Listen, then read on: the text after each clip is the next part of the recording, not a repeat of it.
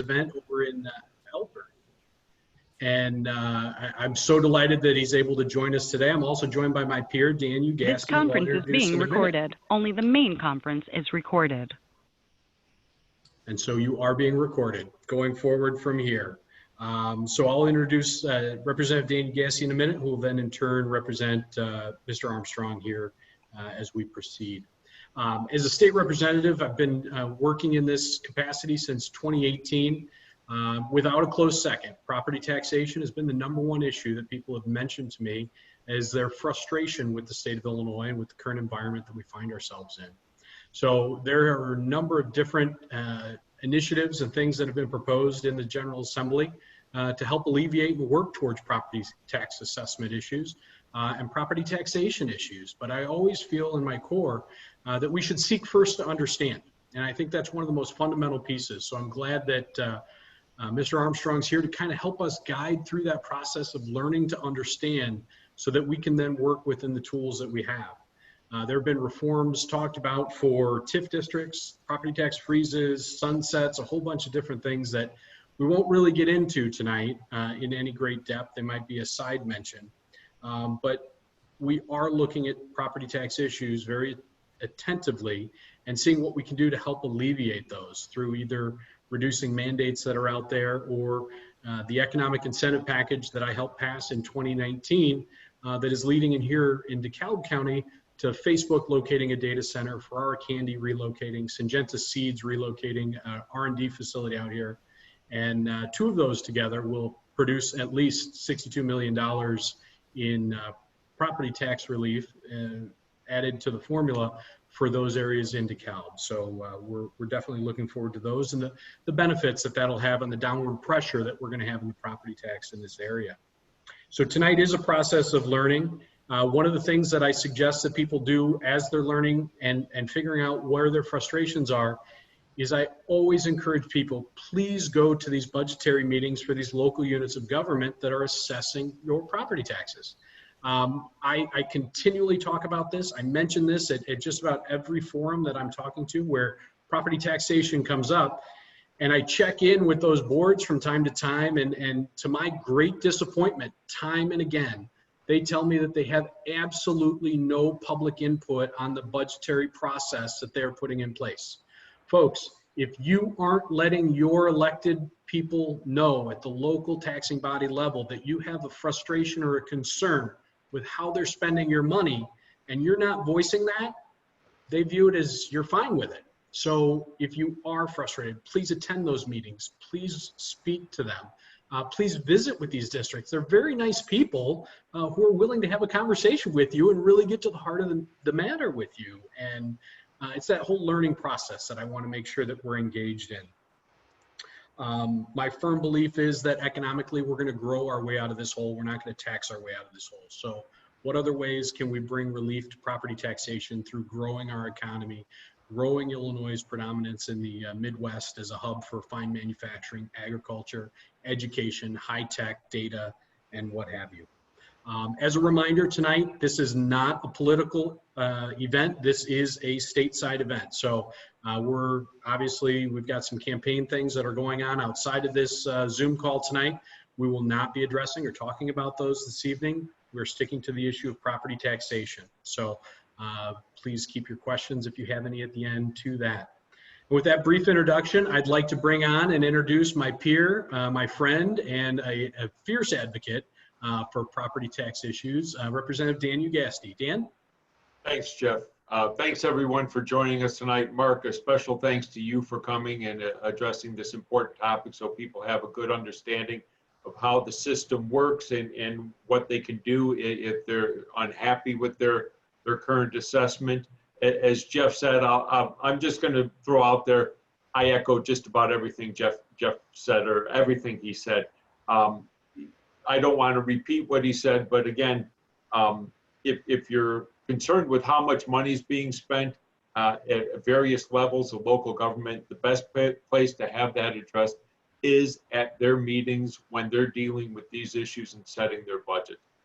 There's no better time. That's when to have the conversation.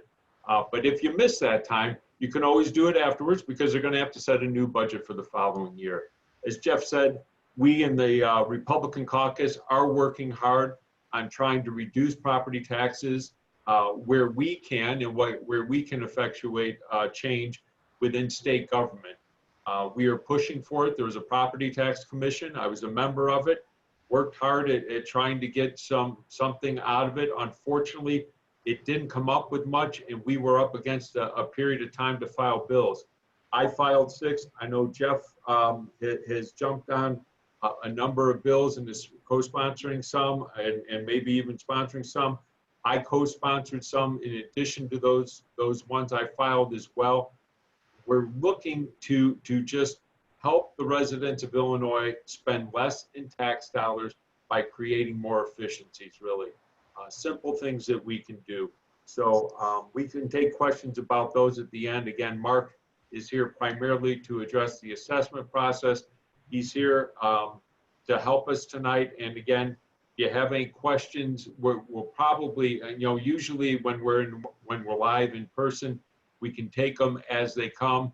If you have a question, write it down. I think it's going to work best if we wait till the end tonight. With that, I'm just going to introduce Mark and let him go. Let me just outline my district for you, since we have 2 districts working together here and we don't share a state senator, even we're just neighboring districts. I am in the 65th. I start in the eastern edge of central Kane County in Batavia, work my way north through there, end up going into the west part of Elgin, over into Hampshire on the far northwest corner, and into southern McHenry County, actually in the very northern border of it. So that's my district. But again, if you're coming to us from anywhere, if you just happen to get wind of this, we'd be happy to take your questions and see what we can do for you. Mark Armstrong is our Kane County Supervisor of Assessment. He spent 21 years in the private sector as a real estate appraiser. He is a certified Illinois assessing officer and an Illinois certified general real estate appraiser. He's a member of the International Association of Assessing Officers. And I can tell you, he's put together a fantastic presentation. Like Jeff and I mentioned, he's helped us before with these, and they're very informative. So with that, Mark, we'll let you take over and run the program. Thanks. I'm going to go ahead and share my screen. So pop this up here, hit share, there. And this is about property taxation in Illinois. Now, of course, when we talk about property taxation in Illinois, there are going to be differences from county to county. I'm going to be focusing on Kane County and DeKalb County. That's the primary audience that we're looking for. If you're joining the call from outside Kane and DeKalb County, the rules might be a little bit different, especially if you're from Cook County or if you have experience dealing with property taxation in Cook County. In general, the property tax code has a section for Cook County where they get special rules and a section for the whole rest of the state. And we have a different set of rules than Cook County has. So this is the rest of the state section of rules. There's a number of questions that I get, and I'm sure the representatives get from people. Where does the tax money come from and where does it go? So let's start with that. In Kane County, the property tax levies come mostly from residential properties, about 3/4 of it, because that's where most of our taxable valuation is from. We have about 14% coming from commercial property, another 9% coming from industrial property, and just about 2% comes from other. That's mostly farmland and railroad. In DeKalb County, the breakdown is a little bit different, as you might expect. There's a lot more farmland in DeKalb County. In DeKalb County, 72% of the tax money comes from residential, 16% from farm, and only about 9% comes from commercial and industrial properties. But the next question is, where does property tax money go? In general, most of it is going to schools. About 69% of all the tax dollars in either Kane or DeKalb County go to fund local education. That's not only K through 12 education, but also our community colleges. About 10% of all the money goes to cities. A little over 5% goes to forest preserves and park districts. Leaves about 15% for the rest of it, including county government, libraries, fire districts, townships, and then a little bit for TIF districts and other small taxing districts like water reclamation districts or mosquito abatement districts. Now, that's an aggregate amount for the whole area, but everyone's individual tax bills are going to look somewhat different. For instance, if you're in an unincorporated area, you wouldn't have any amount for cities at all. So how can you see just how much you pay for property taxes in your specific property? Well, if you're in Kane County, you can go to canecountyassessments.org. You can choose the property search feature, or if you're in DeKalb County, you can go to decalbil.devnetwedge.com. Either one of those, once you get there, you can search by parcel number, by address, or by owner name, and you can get a breakdown for every individual parcel in the county, such as this parcel here, where you can see that, again, most of it goes to schools. This is for a property in St. Charles. So you can see about $5,700 of the almost $9,000 tax bill goes to District 303. The next largest amount goes to the city of St. Charles. This amount here for the St. Charles Park District, the Community College District, and then smaller amounts for the county, the library, the Forest Preserve, the Township, and right down to $17 for the St. Charles Cemetery District. Well, after where are my taxes going? The next question we get are, why did my taxes go up? Well, the answer is going to vary depending on properties, depending where you're located, depending on what your taxing districts are. But the question can be answered usually in one of a few ways. The first answer is, in some cases, government spending went up. As has already been mentioned, each of these taxing districts levy their own taxes against property, and then the taxes are divided up based on a proportionate value of all the assessed value in the district. So in the most recent tax year, this is the 2019 tax year that we paid the tax bill in 2020, I'm going to give you some Kane County statistics. School districts serving Kane County increased taxes by an aggregate, that's the lump sum for everybody, of 2.32%. But within individual school districts, there was a much wider variance. For instance, in the Hinckley K-12 district, this is in both DeKalb and Kane County, taxes actually decreased 1.59%. So their levy went down. On the other hand, the Kishwaukee College District, that's also in both Kane and DeKalb counties, increased by 5.28%. If you were in both of those, you saw one drop and one go a little bit up. Now, municipalities, they're the next biggest chunk. We saw them also have a similar variance. Municipalities serving Kane County increased taxes by an aggregate of 2.1%. But North Aurora actually decreased its overall tax levy by 6.3%. That's a pretty big drop. On the other hand, Pingree Grove up in the north part of the county, they increased their tax levy by 10%.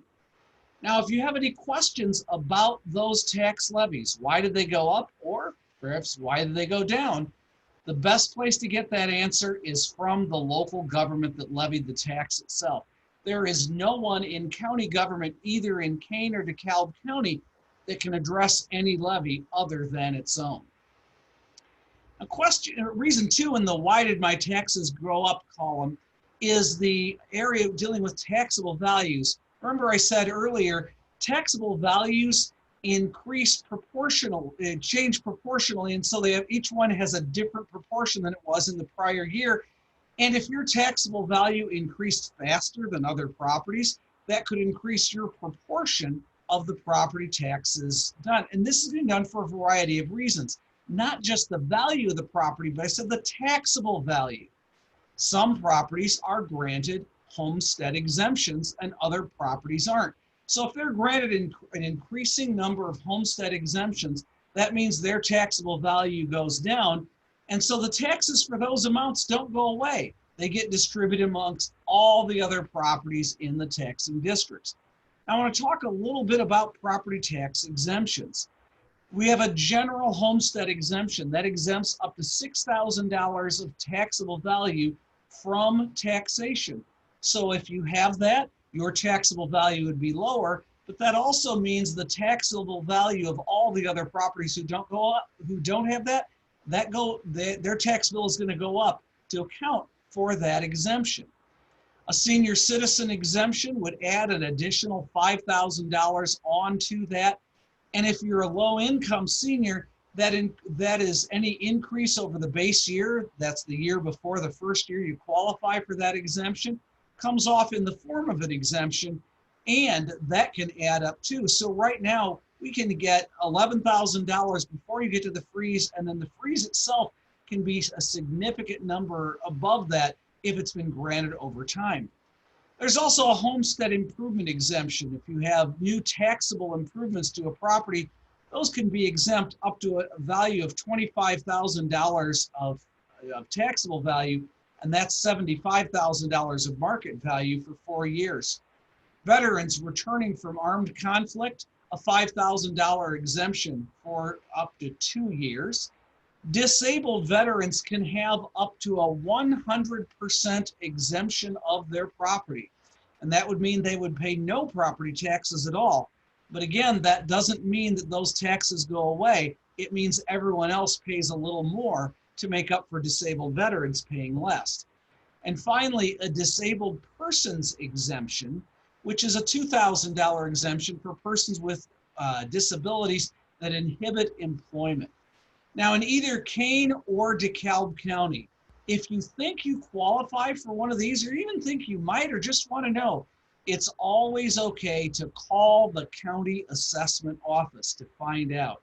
In either county, call that office, find out that if you are getting all the exemptions to which you're entitled to. Now, we talked about homestead exemptions and how that can cause a little bit of a tax burden shift because the properties that get them, their tax burden is reduced. Other properties, their tax burden is increased. This is also true for non-homestead exemptions. Non-homestead exemptions can be for a variety of properties, such as property of local, state, and federal governments, but also certain other properties. For instance, property used for agricultural and horticultural societies, the county fair, also the county farm bureau. Those properties are, by state law, exempt from taxation. Additionally, property of schools, and not just public schools because they're property of governments, but also private schools.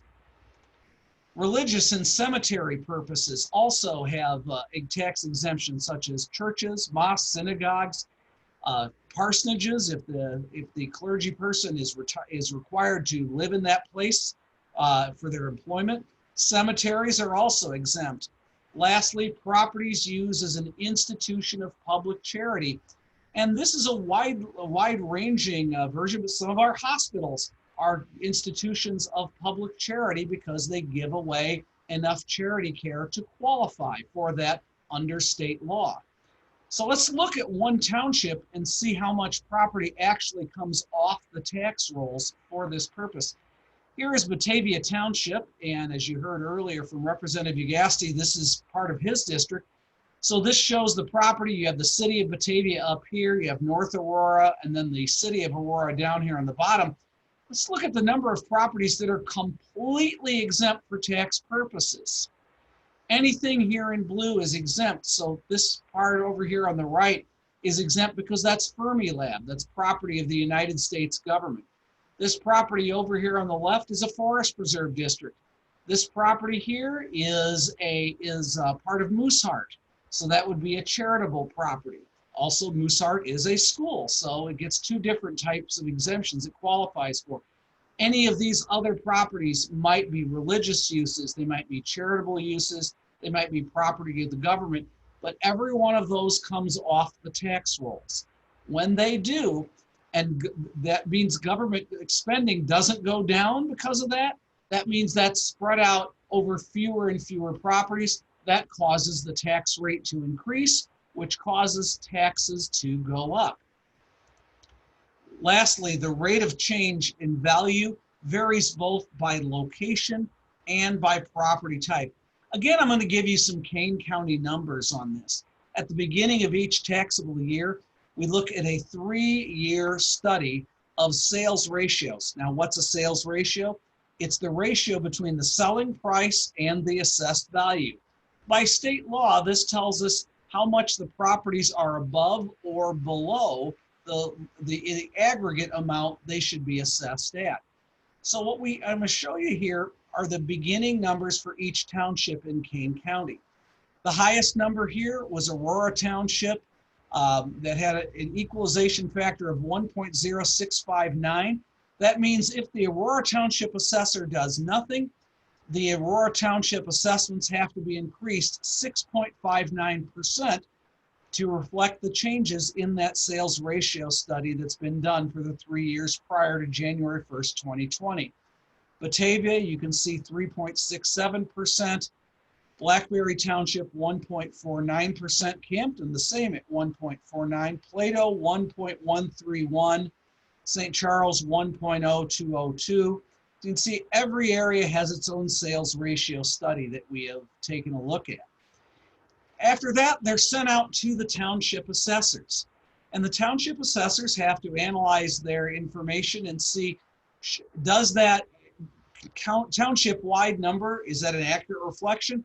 Or have there been revisions and corrections that are needed in the assessed values? And they have to take a look at it and come up with their own numbers. So what do the township assessors consider when assessing?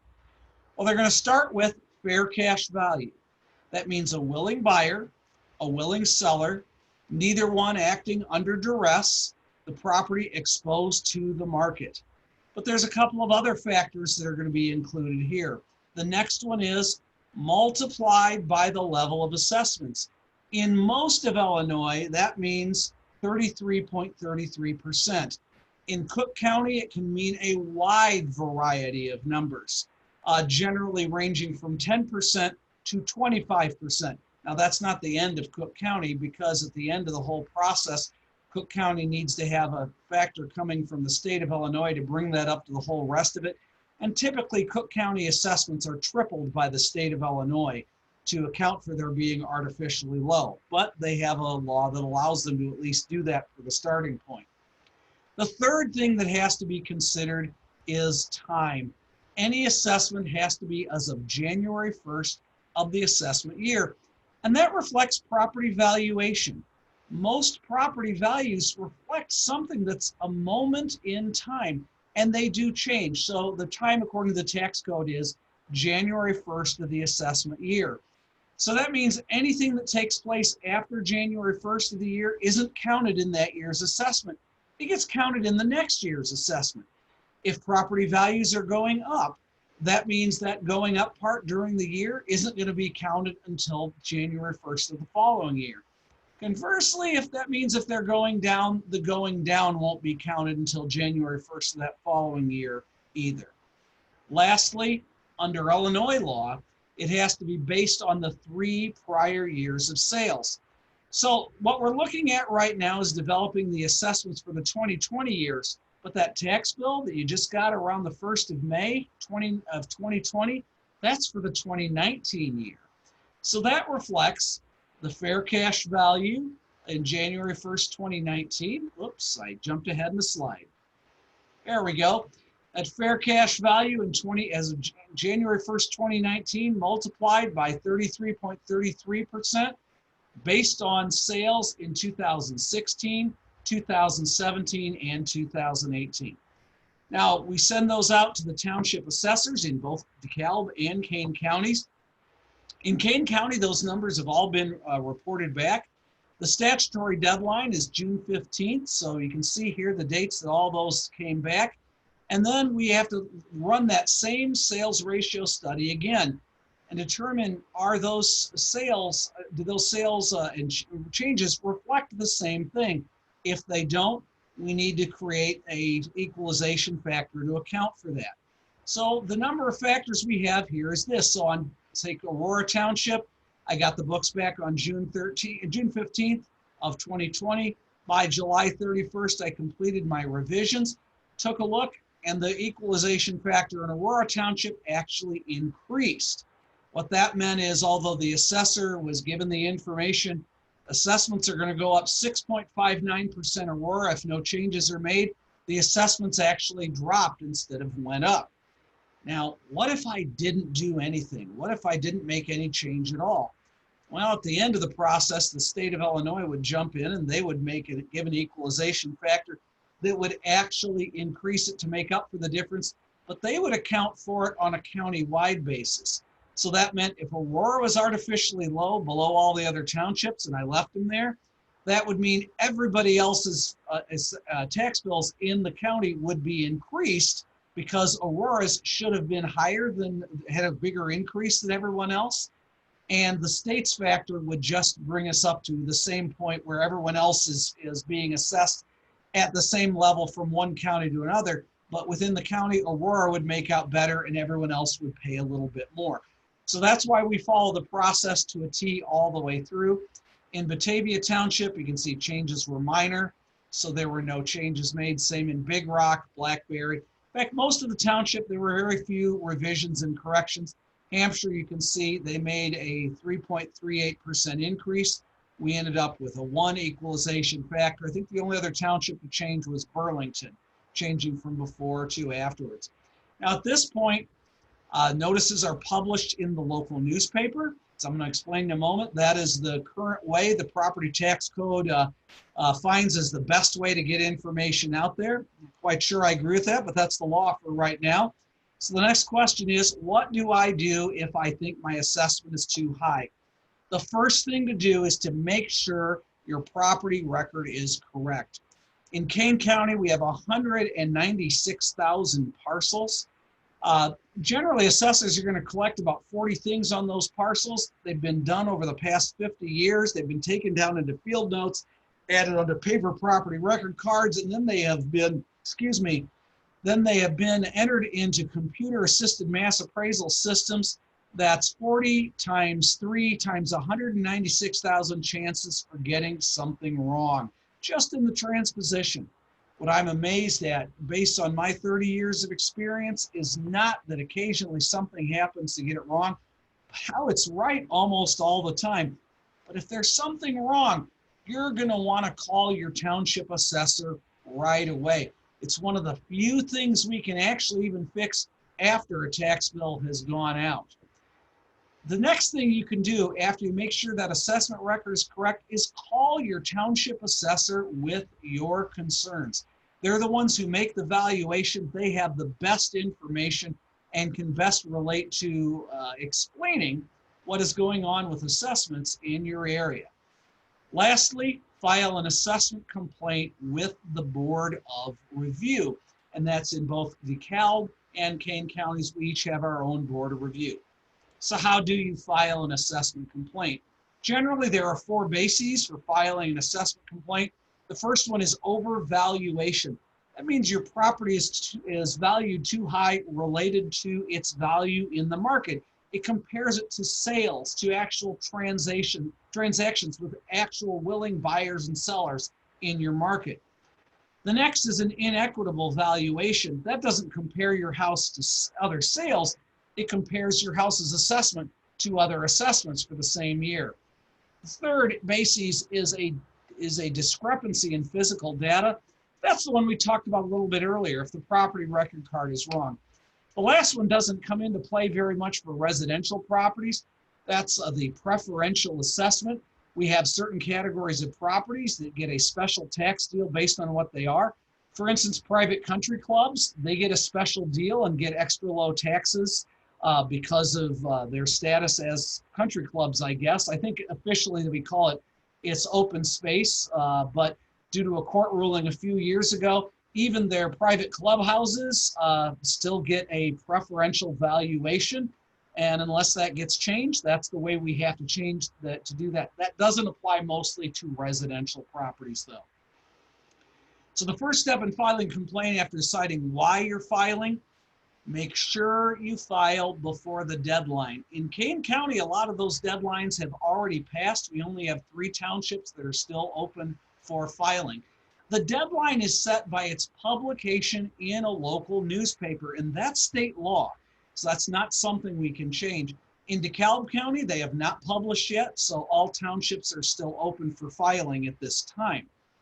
Now, the townships that are still open in Kane County are Aurora Township, St. Charles Township, and Burlington Township. St. Charles has a deadline of August 31st. That's next Monday. And then Aurora and Burlington, their deadline is September 9th. That's just the day after Labor Day. So those are coming up fast. So if you're in those townships and you're ready to file, you want to go to kanecountyassessments.org, and you want to get as much information as you can.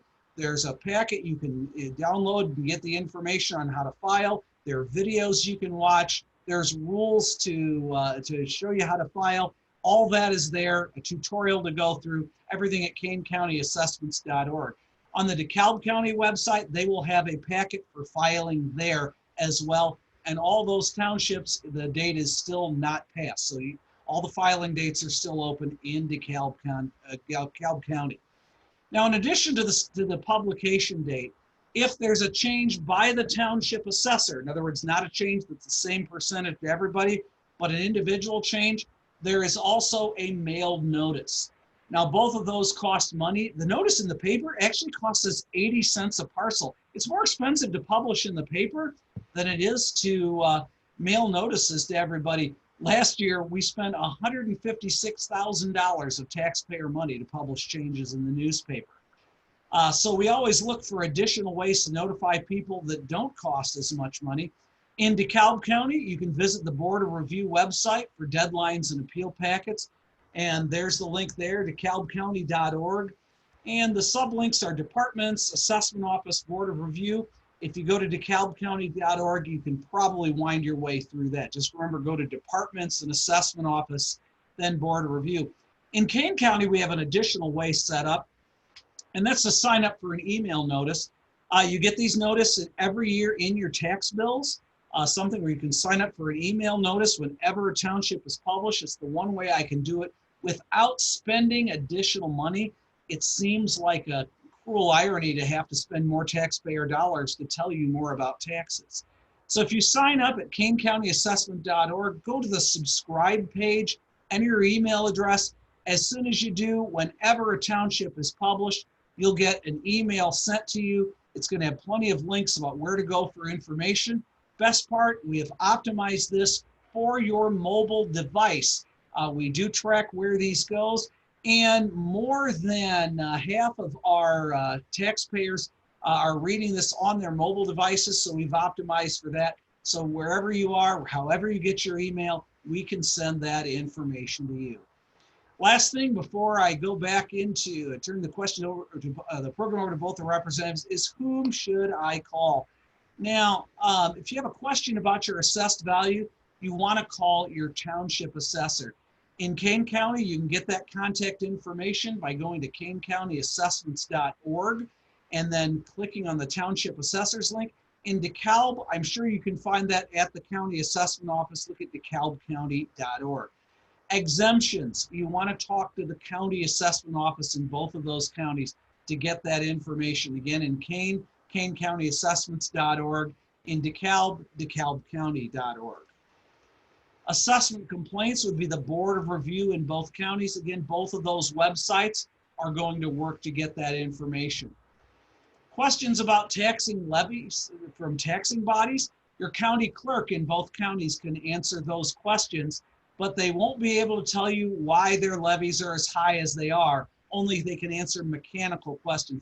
So your county clerk is a good place to get questions answered about the mechanics, but the individual taxing district itself is who you'd want to talk to about the specifics. If you look on your tax bill and you see, boy, that's a lot of taxing body levies, I don't have time to contact with all of them, pick out the highest ones. They're always going to be your school districts. Give them a call. It's always okay to ask questions. As was mentioned earlier, they're actually okay with getting those questions. They just don't get them very often. If you have a question about your tax bill, the best place to call is your county treasurer. In both Kane and DeKalb County, the county treasurer is who issues that tax bill. And lastly, websites for looking for information, DeKalbCounty.org, look for Departments and Assessment Office. In Kane, you want to look for KaneCountyAssessments.org. And that winds up the presentation that I've got.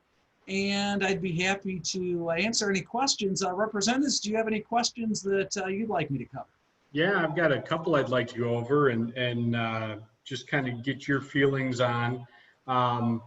So part of the confusion that people have, I've heard from some people that are frustrated when they can't reach their township assessor, or they're not responsive. And I know that happens here or there, but most of them are pretty responsive.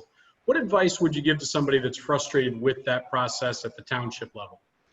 Well, if they're worried about filing an assessment complaint, first thing is it's always okay to file because that preserves your appeal rights.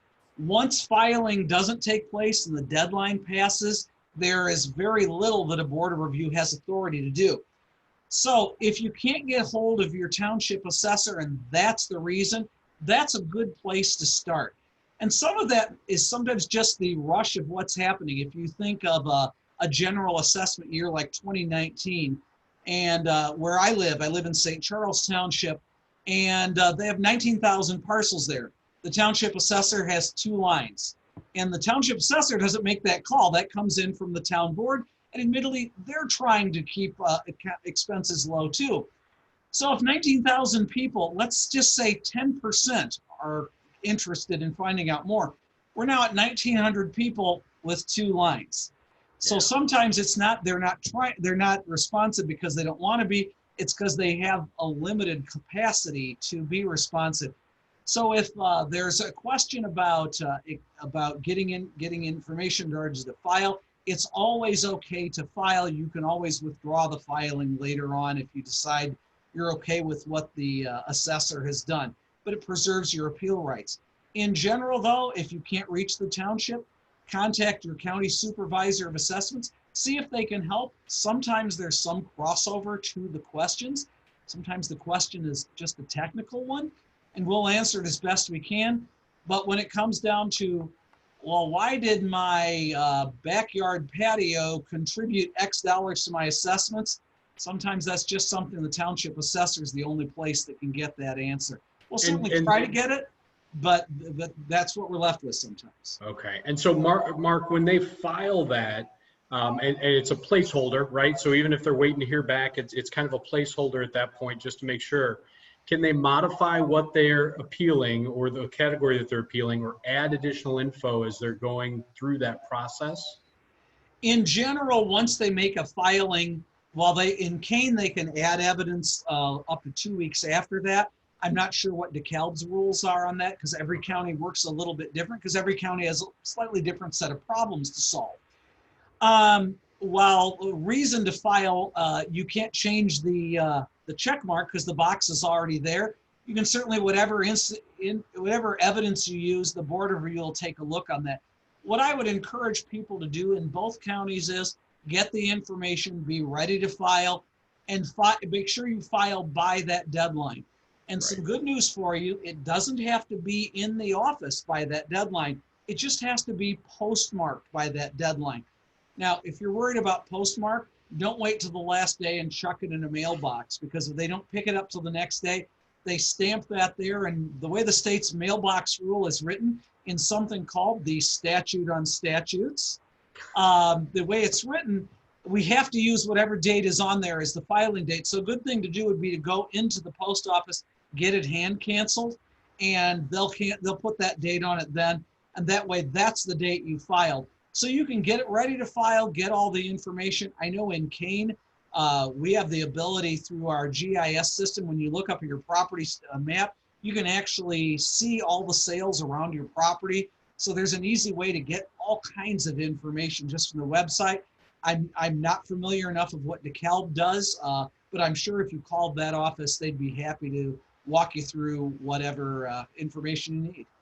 And we've got a question that I want to go to, but first I also want to give kudos to you and your team, Mark, because at the opportunity that we had last year in Elburn, it was a packed house. We were adding chairs the whole time. We had a full basement there, but one of the things that everybody who was making a remark on the way out really appreciated was that your office was there to answer questions. You had your team there with the computers, with the Wi-Fi access, able to answer questions on site. So looks like Mark is asking what specific information needs to be brought to the assessor.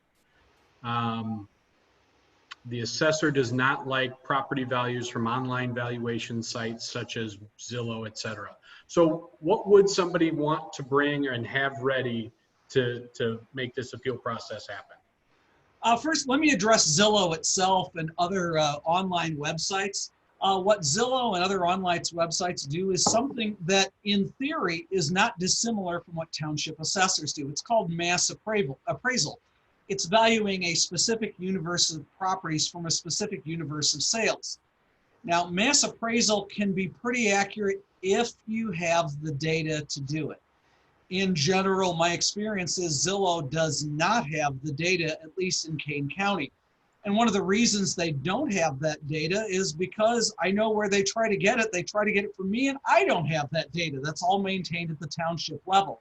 So unless they have all that information to build an accurate model, it's difficult for them to come up with anything other than a kind of a wetted finger in a wind model. I'll give you an example of where they have a similar modeling process, and that's Cook County. If you followed some of the online stuff about Cook County, their data is terrible. And they know that. They actually fired their assessor in 2018 over that. And the new assessor is quite earnest about the changes he's making.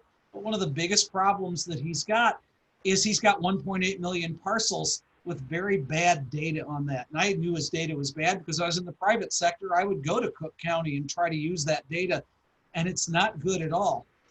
So now I've answered why Zillow might not give you the best information. The real question is, what information would be useful?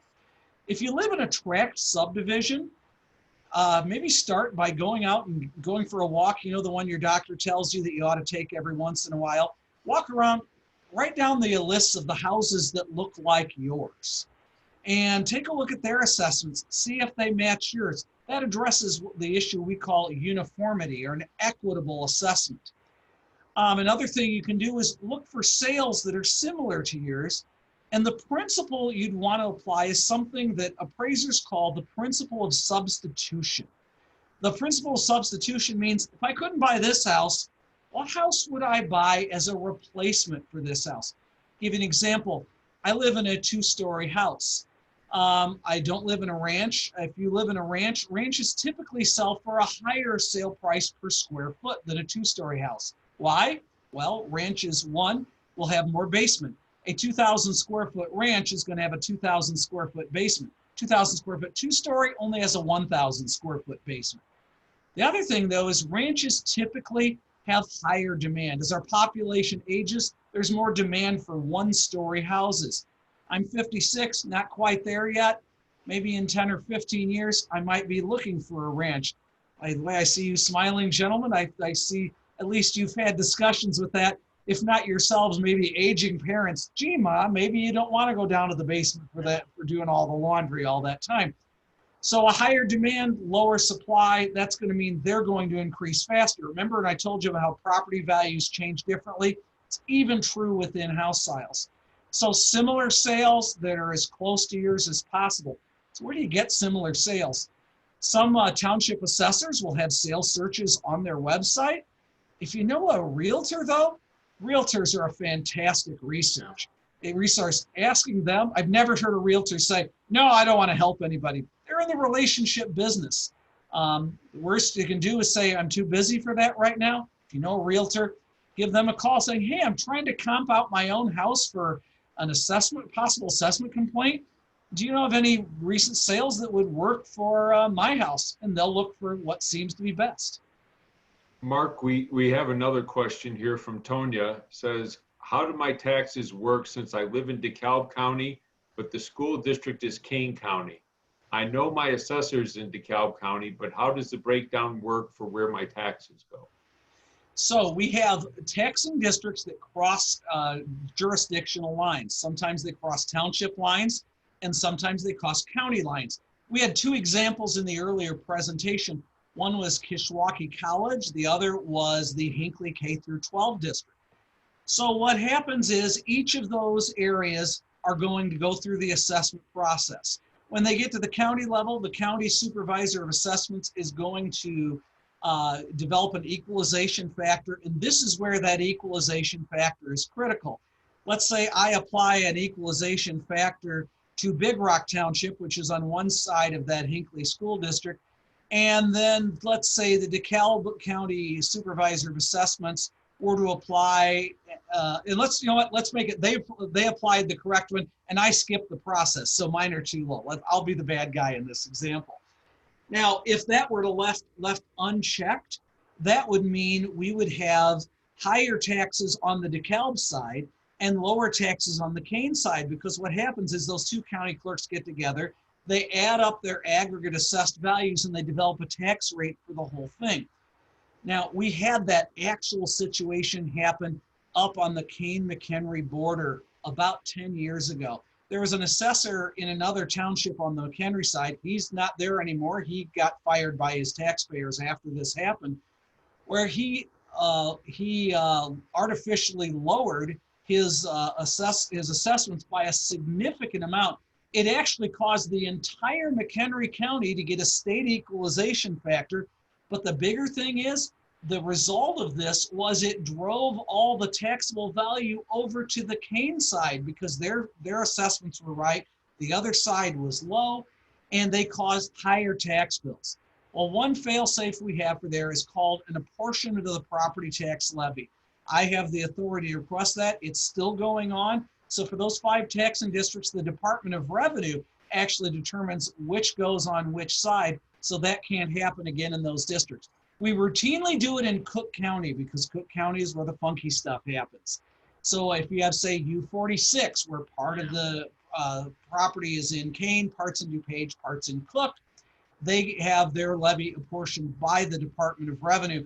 So hijinks can go on in anywhere, and it's not going to affect anything across the county.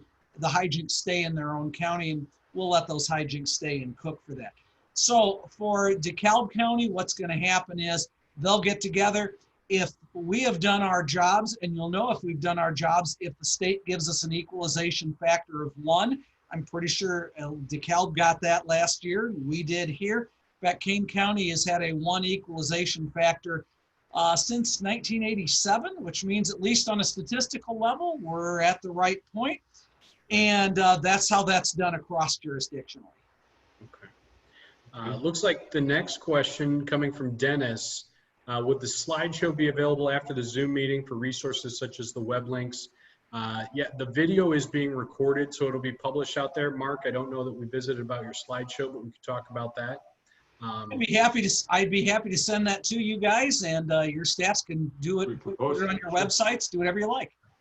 So Dennis then gets to the question, how can I tell what variables of my home, for example, added deck, of my home are playing into my assessment?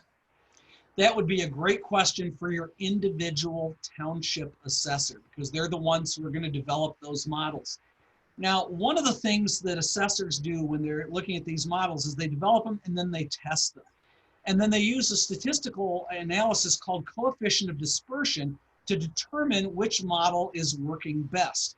Now, the reason I know this, even though I'm not the one doing it at the county level, is I actually teach this. I'm on the faculty of the Illinois Property Assessment Institute, which is the state's largest assessment education provider, and I teach some of the property valuation classes for people who want to become assessors.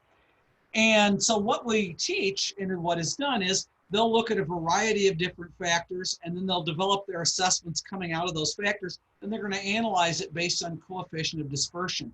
A lower coefficient of dispersion is going to mean you have a more uniform assessment. Now, an example I use is patios. And I have patios on there, and we have all this patio information. We include it, and then we check the coefficient of dispersion. And what do you know? The COD goes higher. It shouldn't go higher, it should go lower. Why would adding something go higher? Well, generally it happens if the data itself is incomplete. Now, let me give you an example on where we have one of the most difficult places to do that, and that's finished basements. Some people will get a building permit for finished basements, so the assessor's going to get information. Other people are gonna, well, maybe they meant to get a building permit, and maybe it slipped their mind. Maybe they didn't know they had to get a building permit to put in a finished basement. Or in some jurisdictions, maybe they actually didn't need to get a permit. That varies widely throughout the state. We have counties south of, say, US 40. They don't even have building permits in the county. The assessor has to pick up information however they can get it. So if we're to run a model and we see on patios or finished basements that we actually make it less uniform, that tells us something is going wrong with the data. Either that or it tells us that nobody really likes having a patio or finished basement. I'm guessing that's probably not the case, but let me tell you where it might be a case. A built-in swimming pool. Built-in swimming pools may actually become a negative value. For 20 years, I lived on the east side of St. Charles, starter home neighborhood. We had boxy homes, 1,000 square feet in the house. 3 homes on my block had swimming pools. And in the 20 years I lived there, they all came up for sale. They couldn't find a buyer until they filled them in. Because of that starter home price point, a swimming pool is a hole in the ground surrounded by concrete that you got to throw money into. And they didn't want to do that. So things are going to vary widely, and that's for good reason. The things that people are looking for, let's say in DeKalb Township, are going to be different than things people are looking for in Aurora Township, or Campton Township, or Hinckley Township, or Cortland Township. So that's why individual assessors have the broad discretion to look at what they decide to get the best information, and they're the ones who'd have to answer that. Hey, Mark, I'm going to jump in because we have at least 3 more questions here, maybe 4, and we're running a little short on time. Next one. Oh, 7:30 is the time, man. I just. Oh, okay. I'm sorry. I thought it was 7 for some reason. My apologies. So we have time, but I'll throw out the next question then. I live in a 1,900 square foot 2-story on the south side of DeKalb, and my assessment is much higher than other properties on the north side of town that measure about 400 square feet more. These properties on the north side of town also have a large land footprint as well. And my guess is they're asking, so why is that? Yeah, that's where I was guessing it was going too. I can't answer specifically. It's not in my jurisdiction. I can answer theoretically, though, how that might happen. And what it depends basically is on, say, supply and demand. So let's say you're living in a neighborhood that is very, very, very popular, and a lot of people want to live in that area.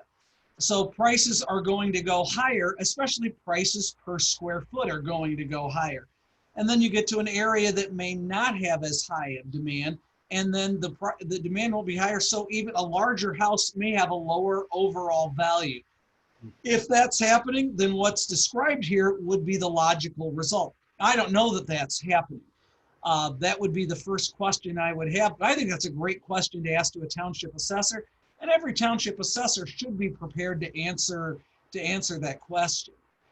When I first started appraising back in the mid-1980s, I was appraising near Cabrini Green in Chicago, and if you're old enough to remember that name, that was a very notorious housing project Mayor Byrne lived in a while in the late 70s. And I was stunned by how high the property values had gotten, even though the neighborhood looked like a demilitarized zone. By the way, now it's expensive. I couldn't afford it if I wanted to. But it was just, there was a lot more demand. There was a lot of development in the area. And so outlying properties were getting higher and higher in value. And that generally happens in a lot of areas when you see redevelopment, when you see downtowns revitalize. Housing near downtown becomes more expensive because more people want to live there related to the supply. On the flip side of that, I grew up in a LaSalle County town called Streeter. My dad died in 1977. We had our house appraised for the estate. It was appraised for $79,000. It sold in 2004. That was before the financial crisis for $89,000. Why did it only go up $10,000 over 25 years? Well, because over those 25 years, the two largest factories in town closed down. And so there you had lower demand. And by the way, that house was lost to foreclosure, and then it was sold again for, I think, $30,000. Oh. And back to that core question, what factor does age have? Like, let's say there's a 1950s post-World War II ranch versus one that was built in the 90s or early 2000s with comparable features. How would those weigh out against each other? And generally what you want to look at is, how does the market like those features? Okay. If the market likes the old stuff tends to be worth more. If the market, all other things being, if you had two identical houses next to each other and you had one that was 50 years old and one was brand new plumbing, new electric, and as somebody who once lived in a house with old plumbing and electric, I'm picking the new every single time, but it's not about me, it's about what the market does. Generally, the newer house will sell for more money. But what we're generally finding is that you have newer neighborhoods and older neighborhoods. And sometimes those older neighborhoods will have features and locations that can't be replicated in the newer neighborhoods. But it all depends on what a typical buyer and seller would pay for the property. Okay. Moving on to the next question, Tonya is asking, how does an assessment work for a property that doesn't have comparable sales? I bought my house in 2018. The house is similar to mine, were last sold in 2005. Am I basically out of luck in getting my taxes lowered? My entire street of duplexes pay $2,000 less than I do in a year, if not $2,500.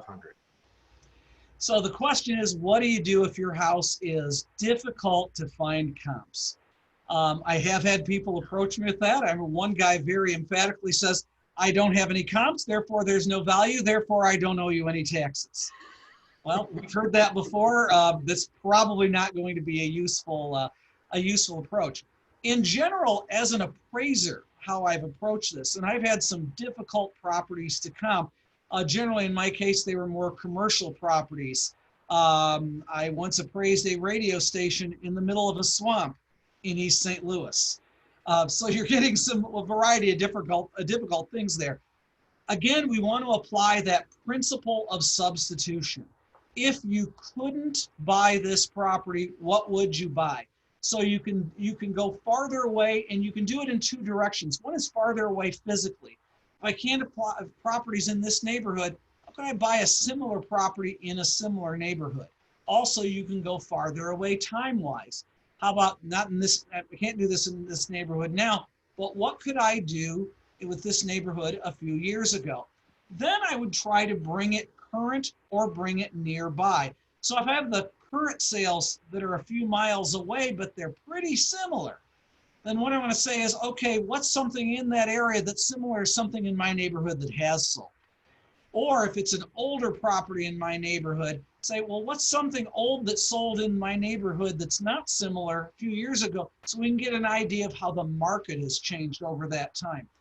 Sometimes valuation problems become complex enough that professional assistance is required, and it might be the time to call a real estate professional for that, such as an appraiser or a realtor. Generally, I have a preference for appraisers in this situation because they are by definition disinterested, meaning they don't have an interest in the outcome. Realtors, while they might work for free, and believe me, I have a lot of respect for realtors. They're a lot of good people. I would not sell or buy a house without a realtor. In general, realtors do eventually have an interest in the property, if nothing else, because like I mentioned, they're in the relationship business. So I find appraisers generally make better witnesses.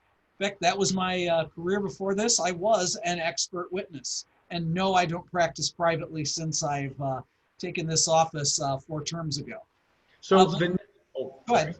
So the next extrapolation of that is let's say you have a wonky structure, like a barn that's been converted to a residence, or a log cabin, or something those same principles apply. We have to then get get an appraiser out there who's a disinterested party to render a verdict. That might be the case. I'll give you an example of something actually residential, and it happened in Kane County. There's a wonderful neighborhood in western Kane County, has a lot of high-end houses. And I was called on to appraise one. This would have been 20 years ago now. 5,000 square feet luxury home with 1 bedroom. It was an architect. Sometimes architects build houses for themselves that are, let's just say, unique. And this certainly was. Well, can I find sales of 5,000 square foot houses with 1 bedroom? Well, I could, but they were farther away. So what I had to do was apply that principle of substitution. If somebody couldn't buy this house, what is more representative? Is it a 4-bedroom house that's next door? Or is it a 1-bedroom house that might be in a different rural neighborhood farther away? And I was able to find 1-bedroom home sales in Kane County. They weren't in the same township. They weren't in the same development, but I was able to find them. Those were the better sales to use. I was able to come forward. Then I found similar sales in those neighborhoods, compared those to the subject neighborhood to determine how the location factor changed, and then move from there. All right. We have another question here for you, Mark. This is from Bob, and it's actually a 2-part question. So I'll ask you the first part, and then I'll give you the second. I think the same fact pattern applies. So increasingly in this environment of COVID, given that 69% of our taxes go to schools and education, we are facing possibly up to a year of our children and students not being in school.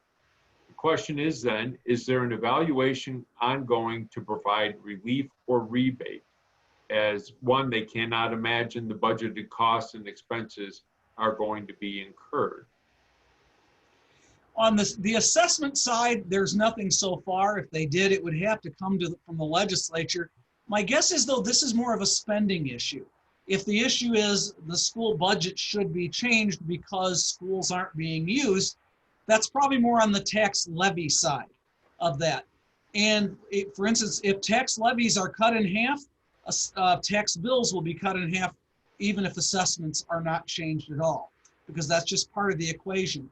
The equation for establishing property tax rates is simply the total number, the total assessed value of the property, and then you compare that as a ratio of the amount of spending. So spending divided by total taxable value equals a tax rate. Right. So if the spending drops, the tax bill drops, even if the value stays the same. When we had the financial crisis in 2008, we saw property values drop. And of course, I mentioned they all drops and increases all come later because we always looking backwards by the way the state law is set up, but it puts everybody on the same playing field for assessments. But if government spending goes down, then tax bills would go down as well. So if there was a drop in the school district spending or a change in the way the state formula would be, that would automatically come through to property tax bills. Right, and I'll mention this, and maybe Jeff wants to weigh in too. The follow-up on number 2 is not so much a question, but they're indicating that this is a tremendous burden to families, managing time, PTO, things of that nature. You know, I've heard from my constituents on this, and this is something that I have to admit I did not anticipate probably happening, because it seems so many school districts, or at least Chicago and a number we're going to follow, we're going to be open at least part of the time, if not all the time. And it seems like that dropped precipitously as the school year started. So I think it's something that we need to take a look at. Unfortunately, we will not be back in session until November, but it doesn't mean it's not something that still doesn't need to be investigated and possibly something done about it. So, yeah. And there, it was all over the board, right? On people's level of concern and what their actual area of concern was as we were encountering this. So, yeah, it's definitely something I think we need to evaluate as we get back into session and see what we might be able to do. But adjacent to that question I have for you, Mark, I know Kane County was one of the early adopters to doing, and maybe this is more of a treasurer question that you might have the answer to, but to do a somewhat of a deferment of the initial tax bill that was due as this COVID was taking off and people were off of work. Any insights on how many people took advantage of that and were able to benefit from that opportunity? I'm not certain. I do know the treasurer said the change came on the deferment. I think the dollar amount that came in was less than 1% different from last year. So I think people who had their taxes already taken by mortgage escrow continued to go ahead and pay them on schedule. What we're trying to do there is to find the treasurer is working very hard to find the sweet spot in the middle of this. On the one hand, we want to be responsive to constituents. On the other hand, we also have to provide services. And for instance, if we decide, let's take a tax holiday and we'll take a year off. Well, okay, now who pays those fire districts? Who pays for the ambulances? We'd have to figure out a plan for that. And that's not something the county government has any authority to do. And if we delay taxes, then they have to borrow money to stay open. The treasurer once calculated for me the cost of late tax bills to taxpayers if the final installment were late. And if the final installment were late, it would cost us $10,000 a day in expenses to taxpayers. And that's before the taxing districts have to start borrowing money. The one thing that I've striven to do in my office is to make sure we keep the tax cycle on schedule. One of the bills that I drafted, and I'm happy both of you voted for, was the one dealing with assessment exemptions, that we could go ahead and roll over exemptions this year. That was another bill that came out of Kane County very early on, that we could allow these exemptions to be processed so we could make sure we finished on time, so we wouldn't be having interest be paid out to lenders because we were late with assessments, and we could handle whatever was happening. I mean, we're still on lockdown here in this building. We're still doing everything by Zoom, by telephone, but we're able to get the work done. And we want to make sure we continue to function like that and give as much good a service we can to as many taxpayers as we can for as long as we can. And we've got a next question here from Cammie, and this is a question I have people, I hear people talk about this all the time, so I'll be interested in your answer. She asks, is there a chance that your assessed value will go up if you contact your assessor to review, or if you complete an appeal packet and have the board review? I hear this all the time, that I don't want to push it because I don't want it to go up. I don't know if I should really challenge this or not. Technically speaking, yes, that's a possibility. Practically, it's super, super rare. But I can tell you one case where it did happen last year. It might have been 2 years ago. The memory's starting to fade. And this was not a house. I've never seen it happen on a house. I did see it happen on a commercial property. It was a rather large commercial property in central Kane County. And they went and they hired a property tax lawyer from a firm that rhymes with Gadigan and Metzendamer. No, I don't want to reveal it. It rhymes with something. So anyway, they hired that law firm, and that law firm came in and said, you need to lower our taxes. And we always love having the folks from Chicago come out and tell us that, because we know if they're lowered, it raises everyone else's taxes up. So anyway, the Township Assessor took a look at it and said, and called me and said, hey, this property that they filed on, this property sold last year for like twice what I have it on. Can I ask the board to increase it? And I said, you can certainly ask the board whatever you want. The board will going to do it. I said, but as a courtesy, I would call that attorney and say, hey, you know, your property sold last year. Are you sure you want to do this? Because I'm going to ask for an increase. Well, called said attorney, and said attorney responded, oh, there's no way. Boards of review never increase anything. Well, it went to the board and the evidence was presented. The board increased it. And that attorney had to go back and tell his clients, I'm sorry, I filed and I jacked up your taxes for it. But really what the board was looking at, this was so egregious. It would cause so many taxpayers to have their taxes go up just so somebody hiring a politically connected law firm could get their taxes reduced. And they didn't think that was right. Gotta say, I'm kind of in agree with them. So, in answer to the question, I've never seen it happen in Kane County on a residential property. It has happened on commercial properties, but again, it's a rare thing that happens.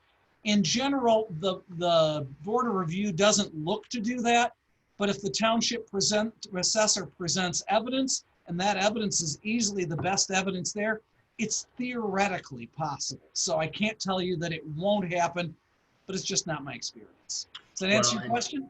It absolutely does. And I do want to say, if anybody has any additional questions, that concludes what we've got as questions that have been submitted. Please go ahead and type them in. But Mark, I would also express to you what you point out with that case and the commercial assessments that we've seen, particularly in Cook County. It really puts an undue burden on the other taxpayers, and it's in your role. It's about spreading that across in an equitable manner. Even though nobody likes to pay property taxes, when we have somebody manipulating the process, it makes all the other people standing on the sides pay more, and that's not right. So kudos to the Board of Review. In general, that's my experience. I've never found anyone in my 4 terms of doing this that likes paying property taxes. But I found loads of people who understand that services need to be funded and are willing to do so as long as they think it's fairly done and somebody else isn't getting a special politically connected deal. They can live with it if they believe they're being treated the same. And when it's not, it doesn't even matter how little that inequitable treatment is. By the way, also one thing you mentioned earlier, where you talked about economic development, commercial economic development is our #1 opportunity for tax relief. We talked about growing our way out. You guys are on absolutely the right track for this. It's a difficult way to tax yourself to prosperity. So I got the actual numbers. The Ferrara Candy relocation and the Facebook data center that's coming to DeKalb County will increase the county's EAV by 13% once they're fully on. It's fantastic. That's a great shot. Sorry, Dan? No, that's all right. I had 2 questions that I felt were going to sort of hammer that point home. Let's assume everything stays equal, just so everyone understands that the levy stays flat, Mark. Fewer properties on the rolls, either business or residential. How does that affect what everyone else who's still there is going to pay? Makes it go up.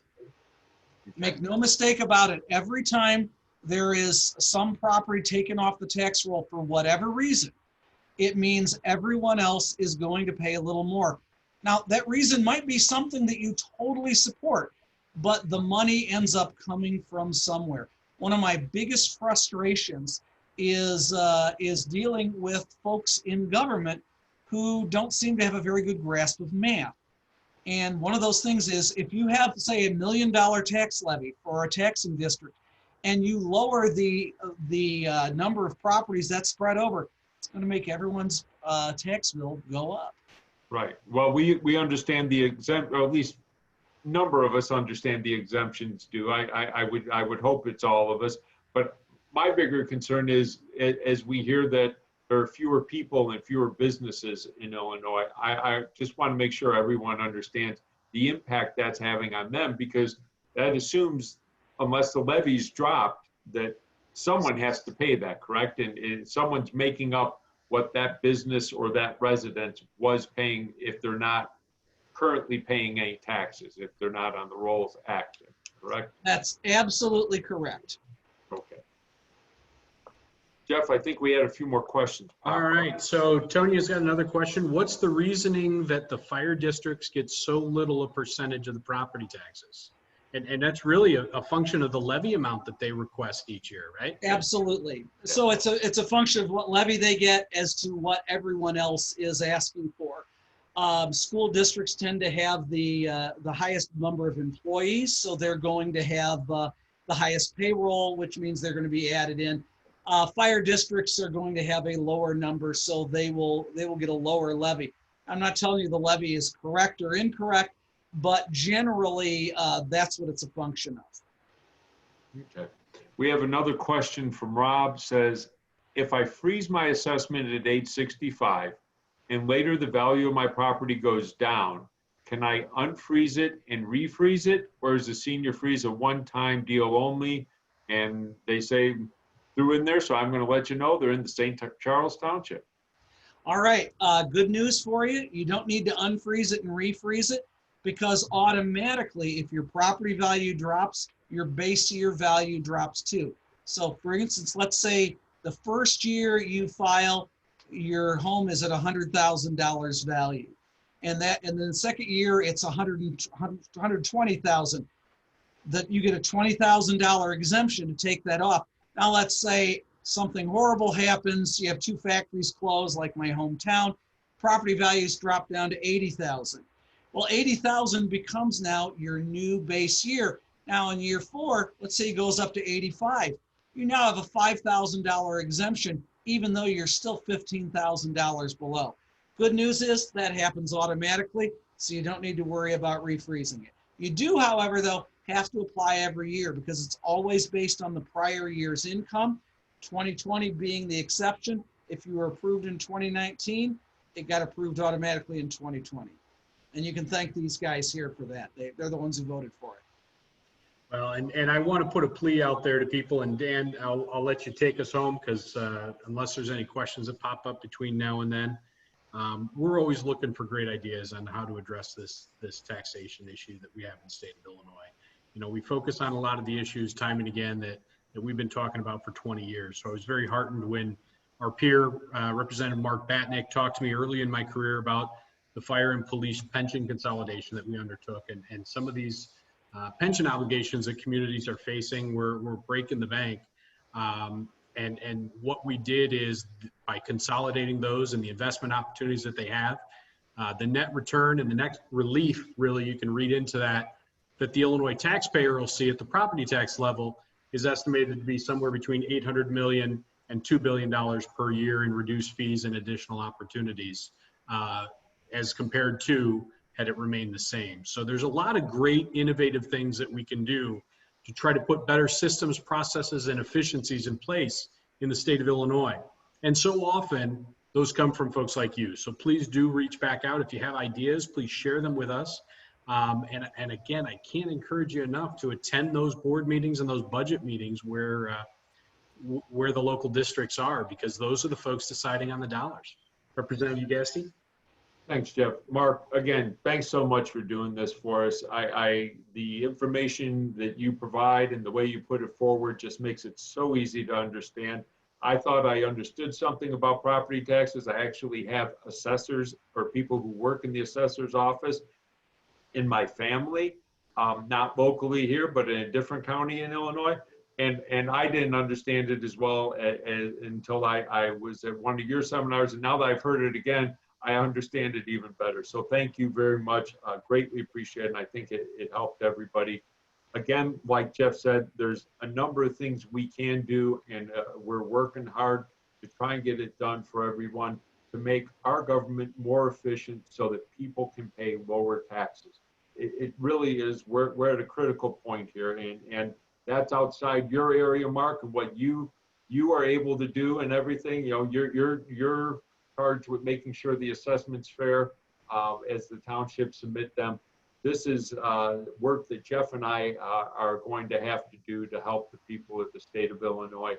And like Jeff said, our recipe is we bring people into the state, and that's the answer to everything. And Mark, you supported that with your statements because it's just the simple math and the way it works. More people, more business, you know, lower property taxes. Simple equation, and that's what we're striving to do here. And Mark, sorry, go ahead. Okay, I thought we may have gotten another question while we were doing that, but I don't think it is. So. And Mark, your professionalism and expertise stands above, so I really appreciate you carving time out to help our mutual constituents and customers as the taxpayer and doing this. Any final comments you'd like to add, Mark? Just if you have questions about assessments, don't hesitate to pick up the phone. It's literally what we're here for. All right. Thank you all. God bless. Take care. Thanks, everyone. Have a good evening. Good night.